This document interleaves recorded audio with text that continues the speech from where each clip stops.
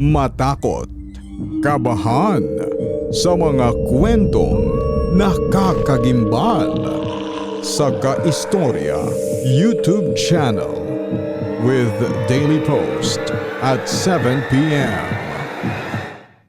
Isang pinagpalang oras po sa inyong lahat na mga taga-subaybay ngayong gabi. Kabado ako habang isinusulat ito kay istorya. Matagal na po ako nagbabalak na sumulan sa inyo pero ngayon lamang ako nagkaroon ng lakas ng loob. Ang kwentong ibinabahagi nyo kay istorya ay parang naging gamot na sa aking pangungulila. Lagi po ako nag-e-enjoy sa inyong mga kwento. Kay istorya, kung ipipikit ko ang aking mga mata, parang nararamdaman ko pa rin ang simoy ng hangin sa aming lumang bahay sa probinsya. 11 taon pa lamang ako noon. Ang bahay namin ay gawa sa pinaghalong semento at kahoy. Simple lamang pero punong-puno ng init at pagmamahal. Hindi ko malilimutan ang amoy ng kusina namin tuwing hapon. Laging amoy sinigang. Paborito kasi namin magkakapatid iyon, lalo na kapag si nanay ang nagluluto. Bilang panganay sa 4 na magkakapatid, maaga akong namulat sa mga gawaing bahay. Habang si tatay ay nasa bukid at si nanay naman ay nagtitinda ng mga gulay at kakanin sa palengke, tungkulin ko ang magbantay sa 2 kong nakababatang kapatid. Masasabi kong masaya kami noon kay istorya. Kahit payak lamang ang aming pamumuhay at walang mga mamahaling laruan o gadgets, hindi ko ipagpapalit ang mga sandaling iyon. Tuwing gabi bago kami matulog, may isang ritual kami na hindi pwedeng mawala. Sabay-sabay kami nagdarasal sa tapat ng aming maliit na altar. Tapos ay sabay-sabay din kaming hihiga sa ilalim ng isang malaking kulambo. Ang amoy ng kulambo na bagong laba, yung siksikan kaming 5 habang nagkukwentuhan sina nanay at tatay bago kami dalawin ng antok, iyon ang mga sandaling akala ko ay hinding-hindi na matatapos pa. Napakapayapa ng lahat kay istorya. Naaalala ko rin tuwing Sabado, bago maglinis ng bahay, namimitas kami ng mga bulaklak na ligaw sa likod bahay namin. Iaalay namin iyon sa altar ni nanay. Mahilig kasi si nanay sa bulaklak. Ang sabi niya, nagdadala raw iyon ng magandang aura sa loob ng tahanan. Ang mga simpleng bagay na ito ang bumubuo sa mundo ko noong 11 taong gulang pa lamang ako.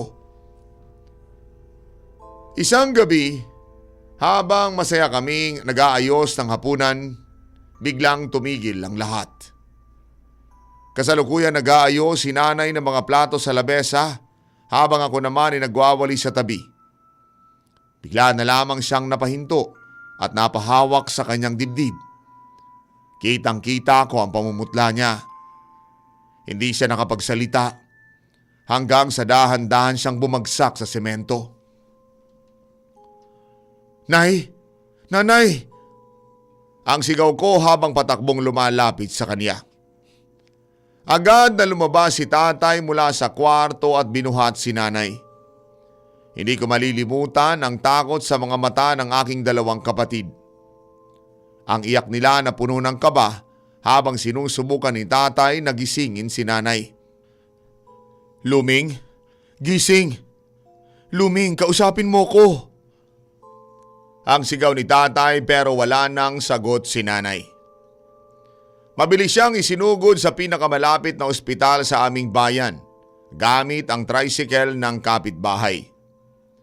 Naiwan kaming 4 na magkakapatid sa bahay. Nakaupo sa sahig at nagdarasal ng walang tigil. Pero pagkalipas ng ilang oras, bumalik si tatay.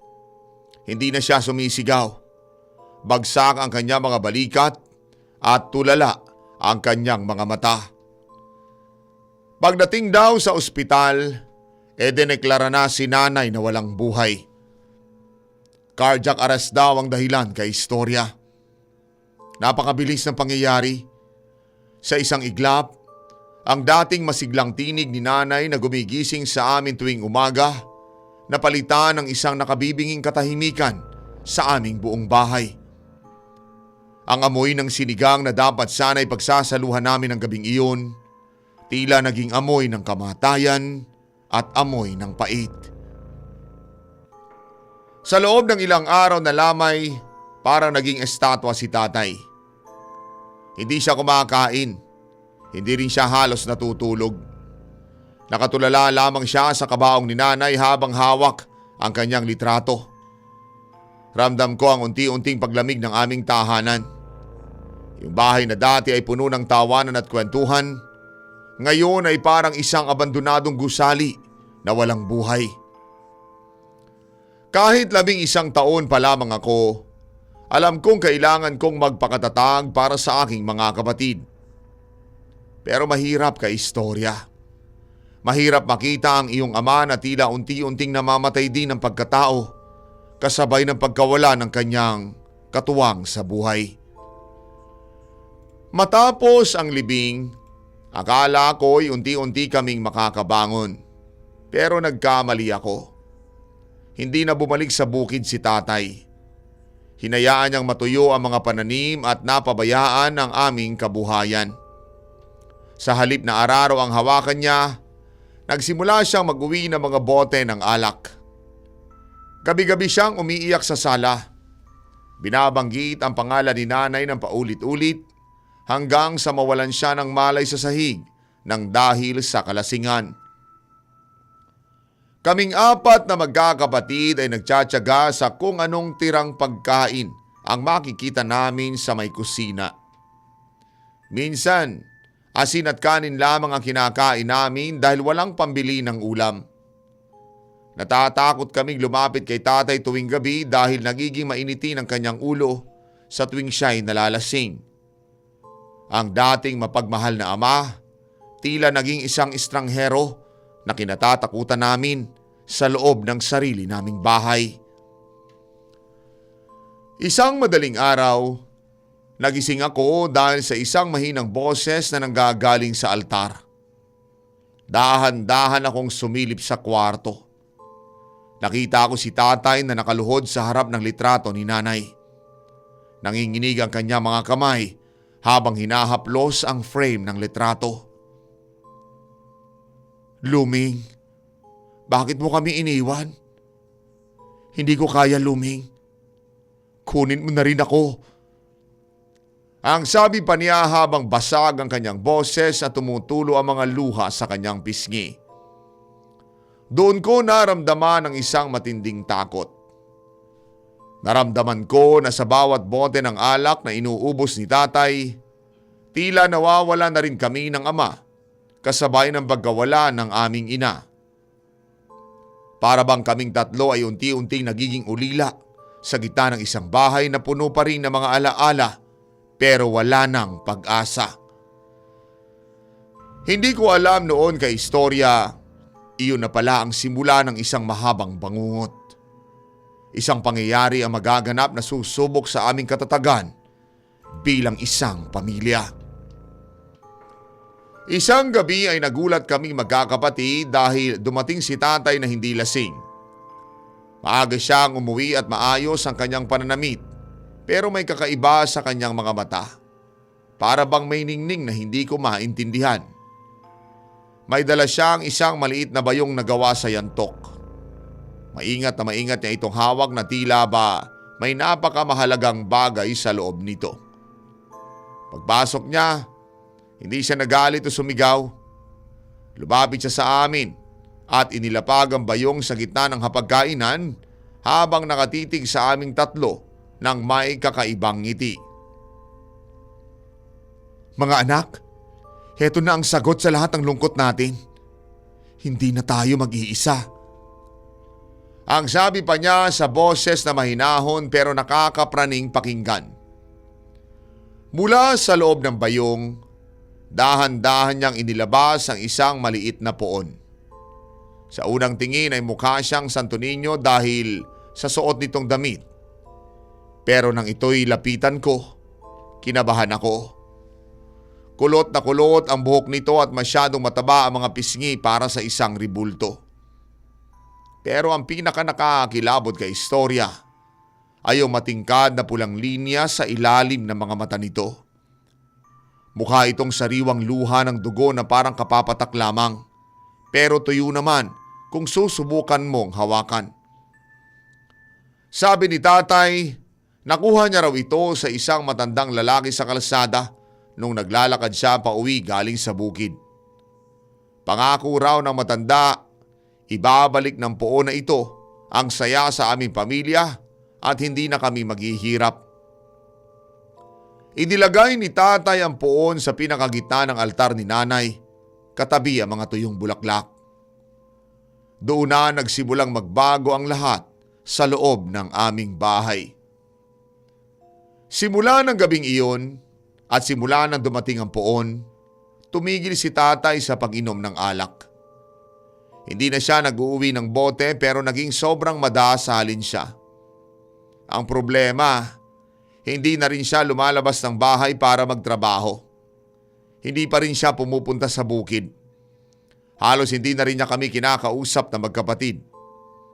Bawat oras nagising siya, makikita mo siyang nakaluhod sa harap ng altar, nakatingala sa poon. Bumubulong siya ng mga salitang hindi ko maintindihan. Mga tunog na parang garalgal at mabilis. Minsan na may nakikita ko siyang tumatawa ng mahina habang nakapikit, na tila ba may kausap siyang masayang-masaya sa harap niya. Pero wala naman kaming ibang makita kundi ang kahoy na poon. Isang hapon, habang naglilinis ako malapit sa sala, nakita ko si tatay na hinahaplos ang pisngi ng poon. Ang haplos niya kay istorya ay hindi parang humahawak sa kahoy. Hinahaplos niya ito ng dahan-dahan na parang balat ng tao ang hinahawakan niya. Napansin ko rin na ang pulang luha sa ilalim ng mga mata ng poon ay tila ba nagiging mas matingkad at mas basa sa tuwing dumarami ang dasal ni tatay. Habang tumatagal, lalong nagiging kakaiba ang pakiramdam sa loob ng bahay. Kahit tirik na tirik ang araw at sobrang init ng panahon sa labas, ang loob ng bahay namin ay naging sobrang lamig. Hindi ito yung malamig na komportable kung hindi lamig na nanunuot sa iyong buto. Pakiramdam namin ay may aircon kami kahit wala naman. Napansin ko na rin na yung mga halaman na paborito ni nanay sa loob ng bahay, isa-isang nalalanta. Kahit anong dilig ko, namamatay sila at nagiging kulay itim ang mga dahon na para bang nasunog sa lamig. Pagsapit na madaling araw, madalas akong magising dahil sa mga napapakinggan ko. May mga mahihina at mabibilis na yabag sa labas ng kwarto namin, doon sa may sala. Para bang may maliit na batang nagtatakbo at naglalaro doon. Pero kapag lalabas ako para silipin, ang nakikita ko lamang ay si tatay na nakatayo ng diretso sa harap ng altar. Hindi gumagalaw at nakatitig lamang sa poon. Ang aking mga kapatid ay nagsimulang matakot na pumasok sa sala kahit kailangan nilang dumaan doon para pumunta sa kusina. Ang sabi nila, ang kanilang pakiramdam ay lagi may nakatitig sa kanila mula sa altar. At alam mo ba kay istorya? Napansin ko rin na ang poon ay tila dahan-dahang lumalaki. Noong una ay kasing laki lamang siya ng bote ng soft drinks.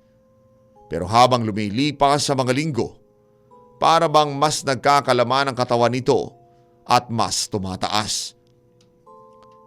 Isang gabi habang mahimbing ako natutulog, bigla ako nagising dahil may naramdaman akong humahaplos sa aking paa. Akala ko'y isa sa aking mga kapatid pero nang buksan ko ang flashlight, may nakita akong isang maliit na figura sa dulo ng kama ko. Mabilis itong gumapang patungo sa ilalim ng cabinet nang tumama ang ilaw. Takot na takot akong tumakbo kay tatay para isumbong ang nakita ko. Tatay, may pumasok na bata sa kwarto natin. Nakita ko, gumapang sa ilalim ng kabinet. Ang sigaw ko habang hinihila ang damit niya. Pero hindi man lamang lumingon si tatay. Nakatitig lamang siya sa altar. Huwag mong istorbohin ang bata, Leon. Naglalaro lamang siya sa bahay natin. Hayaan mo siya. Ang sagot pa niya sa boses na walang kabuhay-buhay. Dahil sa kaba, napatingin ako sa altar. Wala ang puon sa kanyang pwesto ng gabing iyon. Tanging ang itim na tela na kinatatayuan nito ang naiwan. Pero kinabukasan, naroon ang muli ang puon sa gitna ng altar. Pero laking gulat ko dahil may hawak na itong maliit na piraso ng buhok. Kilala ko ang kulay na iyon. Buhok iyon ni nanay na nakatago dapat sa isang kahon sa kwarto ni tatay. Lalo ring naging katatakutan ang hitsura ng puon. Ang pisngin nito ay unti-unting namumula. Hindi na pintura ito kung hindi parang may totoong dugong dumadaloy sa ilalim ng balat. Ang mga mata nito na dati nakatingala sa langit, tila dahan-dahan nang bumababa ang tingin. Ngayon ay nakatingin na ng diretso sa amin sa tuwing dadaan kami sa harap niya. Isang gabi ay nakita ko ang isang bagay na talagang nagpatayo ng balahibo ko. Nakita ko si tatay na nag-aalay ng isang basong gatas sa harap ng puon. Pero bago niya ito ilapag, kinuha niya ang isang maliit na kutsilyo at hiniwa ang sarili niyang braso. Hinayaan niyang tumulo ang kanyang dugo sa loob ng gatas. Kinabukasan, tiningnan ko ang baso. Bawas na ang gatas sa loob kahit wala naman kaming pusa o kahit na anong hayop sa bahay. At ang mas masakit pa kaistorya, nagsimulang magkaroon ng mga pasa ang aking tatlong nakababatang kapatid. Tuwing gigising sila sa umaga, mayroon silang mga pasa sa braso at binti na hugis maliliit na kamay ng bata. Kulay ube ang mga ito at masakit kapag naahawakan. Hindi nila alam kung saan ang galing iyon, pero alam naming nangyayari ito habang mahimbing silang natutulog sa gabi. Ang pakiramdam ko, unti-unti na kaming kinakain ng puon na yan at ang tatay ko mismo ang nagpapakain sa amin. Habang tumatagal ay lalong nagiging mabigat ang bawat minuto sa loob ng bahay namin. Isang umaga habang naglilinis ako ng lamesa, tinawag ako ni tatay. Nakaupo siya sa may silya. Tuwid na tuwid ang likod at nakatitig sa kawalan. Kinausap niya ako pero ang boses niya kaistorya. Hindi ko na halos makilala. Naging malamig ito na para bang may ibang tao o ibang tinig na nagsasalita sa loob ng kanyang katawan. Leon, makinig ka. Huwag na huwag mong tatangkaing hawakan ang puon sa altar. Kahit anong mangyari, huwag mo siyang lalapitan. Ang utos pa ni tatay sa akin. Sinabi niya na ang puon daw ang dahilan kung bakit hindi na siya naglalasing at dapat daw ako magpasalamat doon. Pero ang kapalit daw nito ay ang aming katapatan at pagsunod.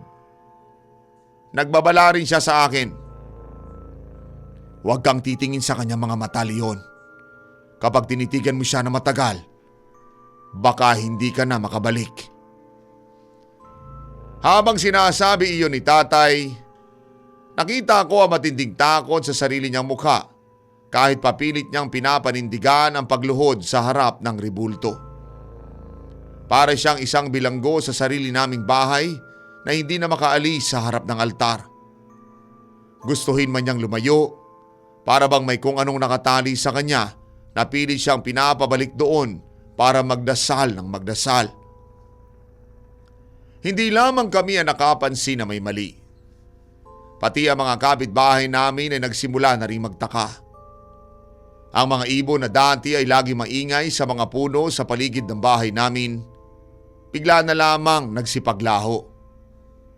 At ang mas masama, may mga pagkakataon na nakakakita kami ng mga ibon na nahuhulog na lamang mula sa mga sanga pero pawang mga patay na. Pinulot ko pa ang isa sa mga ibon na nahulog malapit sa gate namin kay Istorya. Tuyot na tuyot ang katawan nito.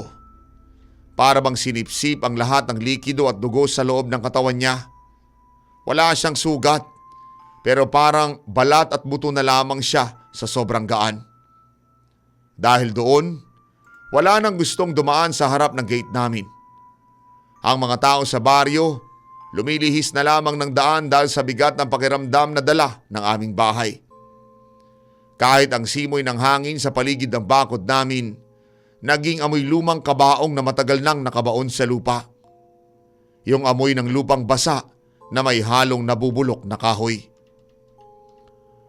Isang hapon habang naglalaba ako sa labas, napatingala ako sa bintana ng sala. Naroon ang puon. Nakaharap siya sa labas at nakatayo sa pasimano ng bintana. Ang nakakilabot kay Istorya, nakita kong tila tumitibok-tibok ang mataba nitong pisngi. Para bang humihinga o para bang may kung anong gumagalaw sa loob nito. Dumating ang isang hating gabi na hinding-hindi ko makakalimutan. Mahimbing akong natutulog noon nang bigla akong magising dahil parang mayroong nakadagan sa aking dibdib. Sobrang bigat kay Istorya. Hindi ako makahinga. Hindi rin ako makasigaw dahil may kung anong puwersa na pumipigil sa akin. Ang pakiramdam ko ay may mahigpit na sumasakal sa leeg ko. Sa gitna ng dilim, nang imulat ko ang aking mga mata, nakita ko ang puon. Nakaupo siya sa aking dibdib. Ang mga luha ng dugo sa kanyang mukha ay hindi natuyo. Basa ang mga ito at nararamdaman ko ang pagpatak ng malapot na dugo sa leeg ko. Ang balat niya nung dumikit sa akin ay malamig na parang yelo. Ang mga mata niya na dati ay mukhang kahoy lamang, ngayon ay nagniningning sa galit habang nakatingin sa akin ng malapitan. Gusto kong itulak pero hindi ko maigalaw ang mga kamay ko. Buti na lamang at biglang pumasok si tatay sa kwarto. Mabilis niyang hinila ang puon palayo sa akin habang humihingi ng tawad dito. Patawad, patawad, huwag mo siyang sasaktan. Ang sabi ni tatay habang yakap-yakap ang ribulto. Mabilis akong tumakbo palabas ng bahay. Doon na lamang ako naghabol ng hininga sa ilalim ng puno ng mangga sa bakuran namin. Nanginginig ang buong katawan ko habang hinihipo ang leeg ko na basa pa rin ng malapot na pula.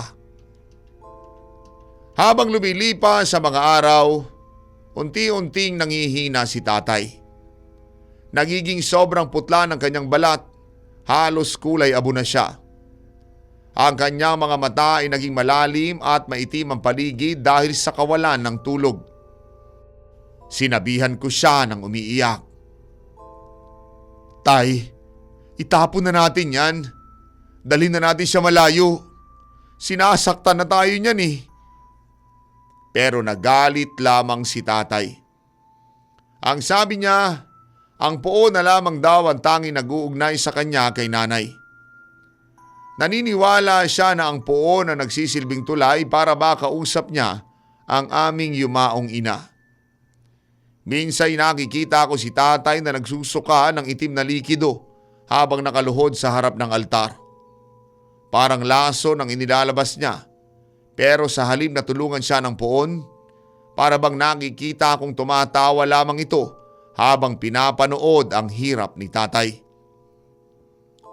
Isang madaling araw, nagising kaming lahat sa isang napakalakas na tunog ng pagkabasag mula sa sala. Pagdating namin doon, nakita naming wasak ang buong altar. Ang lahat ng mga lumang ribulto ng mga santo ni nanay nakatapon na sa sahig, durug-durug, maliban na lamang sa puon. Ang puon ay nakatayo sa gitna ng mga basag na ribulto. Sa pagkakataong ito, ang mga luha nito'y dumadaloy na ng tuloy-tuloy. At ang pinaka nakakatakot kay Istorya, may narinig kaming iyak ng isang sanggol. Ang iyak ay nanggagaling sa loob mismo ng puon. Nanginginig na pinulot ni tatay ang puon at niyakap ito na mahigpit habang humihingi ng dispensa sa kung anuman ang nagawa naming kasalanan. Kasabay noon ay niyanig ang bahay namin ng isang maliit na lindol na tumagal lamang ng ilang segundo. Pero sapat na para manginig kami sa takot. Napansin ko na ang mukha ng puon ay unti-unting nagbabago. Hindi na siya mukhang Santo Niño. Nagmumukha na siya ang isang totoong bata na may malalang sakit sa balat. At ang mga pisngi nito'y lumalaylay. At ang bibig nito, bahagyang bumukas na tila ba may gustong sabihin. Sa gabi ay nagsimula ko nang marinig ang boses ni nanay. Tinatawag niya ang pangalan ko mula sa dulo ng pasilyo. Leon? Leon? Halika rito. Pero alam kong hindi iyon si nanay. Ang boses niya ay may halong garalgal at tunog na nangkikiskisang bakal. Sinubukan kong takpan ang puon ng itim na tela para hindi ko makita ang mukha nito, pero kinabukasan, nakikita ko na ang tela ay punit-punit na at naroon sa sahig. At ang puon, nakaharap na sa pinto ng kwarto namin magkakapatid habang nakangiti ng napakalapad. Dahil sa sobrang takot para sa aking mga kapatid, nagpasya akong dalhin sila sa bahay ng lola namin sa kabilang bayan. Ayaw na nilang matulog sa bahay dahil nga sa mga napapakinggan nilang iyak at mga boses sa dilim. Nagalit si tatay nang malaman niyang inilayo ko sila, pero hindi ko siya pinakinggan. Kailangan kong iligtas sa mga kapatid ko.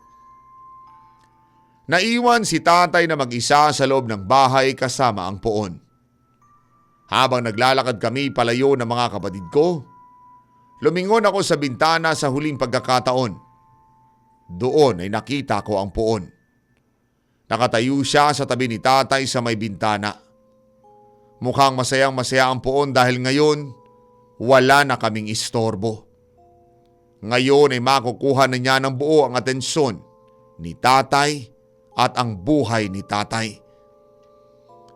Isang linggo akong hindi bumalik sa bahay dahil sa takot para sa aking mga kapatid. Pero habang tumatagal, lalong bumibigat ang loob ko sa pag-aalala kay tatay. Isang hapon, nakatanggap ako ng balita mula sa isang kapitbahay na hindi na raw lumalabas si tatay ng bahay. Wala na raw nakakakita sa kanya kahit sa bakuran man lamang. Dali-dali akong bumalik sa aming bahay, pero nang makarating ako doon, kinabahan ako ng husto. Nakakandado ang lahat ng mga bintana at pinto mula sa loob. Tinawag ko ang pangalan ni tatay ng paulit-ulit. Sumisigaw ako sa harap ng gate hanggang sa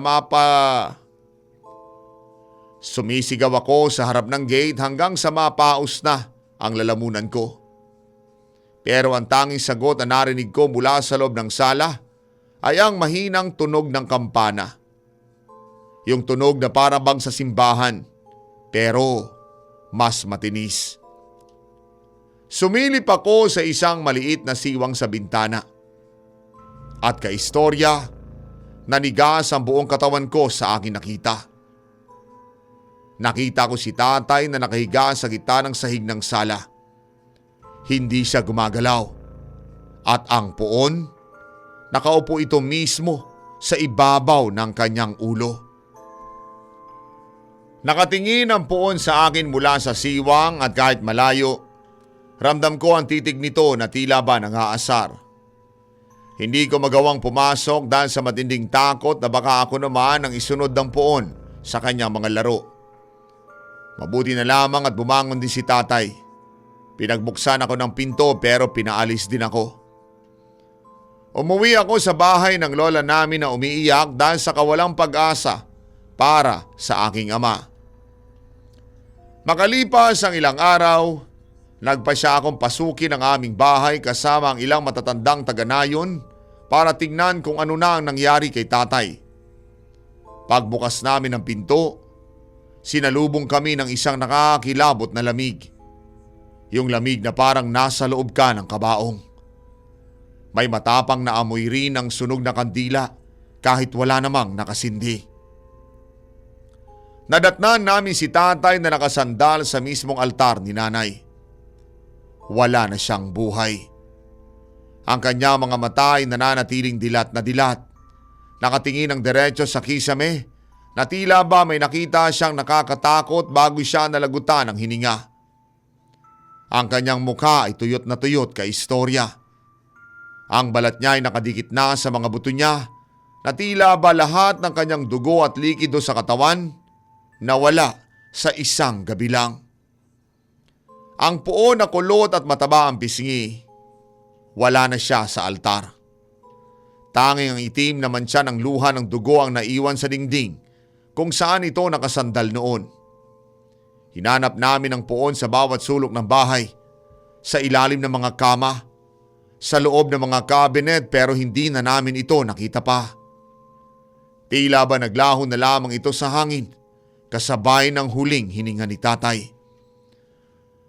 Ang sabi ng doktor, namatay si tatay dahil sa matinding panghihina at dehydration. Pero hindi niya maipaliwanag ang mga pasa sa leeg nito. Ang mga pasa ay hugis maliliit na kamay ng bata na tila ba sinakal ang aking ama hanggang sa mamatay. Nagtaka rin ang mga pulis dahil walang bakas ng kahit sinong tao na pumasok sa bahay bukod sa amin.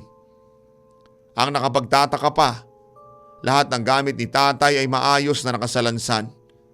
Pati ang mga damit niya ay nakatupi ng maayos, na tila ba may nag-ayos nito pagkatapos siyang mamatay. Isang gabi matapos mailibing si tatay sa tabi ng puntod ni nanay, biglang nagliyab ang aming bahay. Walang kidlat, walang naiwang nakasinding kandila, at walang gaserang natumba. Pero ang apoy ay kakaiba. Kulay asul ito at napakabilis nitong tinupok ang buong bahay sa loob lamang ng ilang minuto. Pinanood ko ang pagtupok ng apoy sa lahat ng aming mga alaala. Sa gitna ng makapal na usok, para nakita ko ang isang maliit na bata na tumatawa habang papalayo sa apoy at naglalakad patungo sa kakahuyan. Wala kaming naisalbang kahit ano. Lahat ay naging abo na tila ba gustong burahin ng tadhana ang lahat ng bakas ng poon sa buhay namin. Ang lupa kung saan nakatayo ang aming bahay ay naging baog. Hanggang ngayon, hindi na ito tinubuan pa ng kahit na anong damo o halaman. At ngayong 41 years old na ako, madalas ko pa ring mapanaginipan ang poon na ito. Ang aking tatlong kapatid ay may sarili na ring buhay pero pareho silang tumangging magkaroon na kahit na anumang ribulto o altar sa loob ng kanilang mga bahay. Isang gabi nga sa Maynila, nakilala ko ang isang matandang kolektor ng mga antigong gamit. Ikinuwento ko ang tungkol sa poon na may luha ng dugo nang hindi ko sinasabi kung ako ang naging biktima nito. Nagbago ang timpla ng kanyang mukha. Sinabi niya sa akin na ang poong iyon ay naghahanap ng mga pamilyang nagluluksa para makuha ang kanilang mga buhay kapalit ng panandaliang kapayapaan. Ang luha nito ay hindi tanda ng awa, kung hindi tanda ng kanyang pagkagutom at pighati ng iba. Narealize ko na ang tunay na pagkakamali ni tatay ay ang paghahanap ng katuwang sa maling paraan matapos mawala si nanay. Ang kanyang pighati ang nagbukas ng pinto para sa poon na pumasok sa aming bahay at buhay. Mas mabuti pang tanggapin ang sakit ng pagkawala kaysa maghanap ng mabilis na paraan para mawala ito gamit ang mga bagay na hindi naman natin alam ang mga pinagmulan. Mga kaistorya, maraming salamat po sa inyong oras at manatili po sana tayong payapang lahat. Gumagalang, Leon. Napakabigat ng iyong karanasan, Leon. Isang kwento na punong-puno ng babala para sa ating lahat. Alam nyo mga kaistorya, sa gitna ng matinding lungkot at pangungulila, madalas tayo nagiging desperado. Naghahanap tayo ng himala o shortcut para mawala ang sakit. Pero mag-ingat tayo sa mga bagay na dinadala natin sa loob ng ating tahanan. Hindi lahat ng mukhang banal ay galing sa itaas. Ang pighati ay bahagi ng buhay at kailangan nating pagdaanan ang proseso ng pagluluksa ng tama. Kay Leon, ang pag-abo ng inyong bahay ay maaaring naging paraan ng langit para tuluyan ng maputol ang sumpa sa inyong pamilya. Ang mga peklat sa iyong alaala ay magsisilbing paalala na ang katatagan ng loob ang pinakamabisang panangga sa anumang mga dilim.